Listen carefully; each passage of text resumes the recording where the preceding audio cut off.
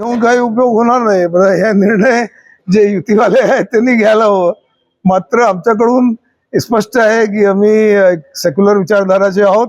आम्ही सेक्युलर विचारधाराची ज्या पार्टी असतील त्या लोकांची चर्चा करायला, त्यांच्याशी चर्चा त्या लोकांनी काही लोकांनी केलीही आहे. महाराष्ट्रामधले वेगवेगळ्या ठिकाणी आमच्या उमेदवारांची चाचणी सुरू आहे. त्यापैकी ह्या ठिकाणी आम्ही जाहीर केलं आमच्या देवलालीवरून शामराव पवार भोसले शामराव भोसले साहेब उभे राहणार आहेत. त्यांना आमचा पाठिंबा आहे. तसेच या ठिकाणी बसलेले मंगेश भोयर हे विरारवरून 132 विधानसभा क्षेत्रातून उभं राहणार आहे. मी स्वतः आता कोणताही लीडर असला की स्वतः आपण जर नाही लढलं तर ते लीडरशिप कशी, तर मी स्वतः 164 वर्सोवा मतदारसंघातून उभा राहणार आहोत मुंबईवरून. आमचे सोबतचे मिस्टर परत पवार साहेब आहेत, ते वडालावरून उभे राहणार आहेत. ते असे आमचे 4 उमेदवारांची आता जवळजवळ निवड केलेली आहेत. इतर राहिलेले आम्ही जवळजवळ 10 उमेदवार उभे करणार आहोत.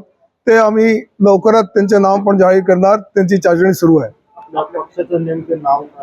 आम्ही आमच्या पक्षाचं नाव राष्ट्रीय जनहित पार्टी असं आम्ही नियोजित केलेलं आहे. अजून त्याचं रजिस्ट्रेशन झालं नाही. काही दिवसांनी जेव्हा त्याचं रजिस्ट्रेशन होईल ते आपल्याला त्याची कल्पना होईल. पण अजून रजिस्ट्रेशनची प्रक्रिया सुरू झाली नाही. आमचे बरेचसे पोलीस बांधवांचे मत होता त्याप्रमाणे ते पक्षाच्या बाबतीत आमचे मुद्दे आम्ही जे सांगितलं की आमचा मुख्य मुद्दा आहे जे शासकीय कर्मचारी आहेत. ज्या शासकीय कर्मचारी जेव्हा नोकरीमध्ये असतात किंवा नोकरीच्या नंतर रिटायर होतात त्यांच्या वेलफेअरसाठी आमच्या हे पक्ष काम करेल. जोपर्यंत पक्ष नाही तोपर्यंत हे विचारमंच काम करेल.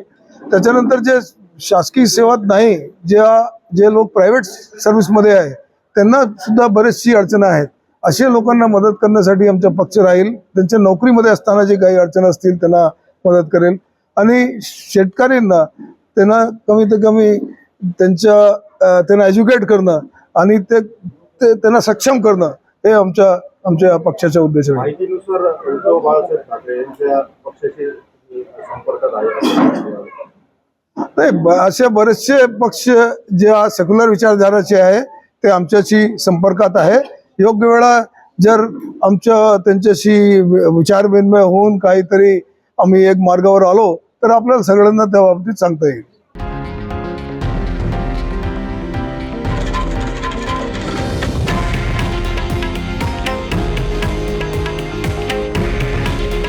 हे आहे देशातील नंबर 1 न्यूज नेटवर्क आणि आपण पाहत आहात TV9 मराठी. काळजी तुमची, हित महाराष्ट्राचं.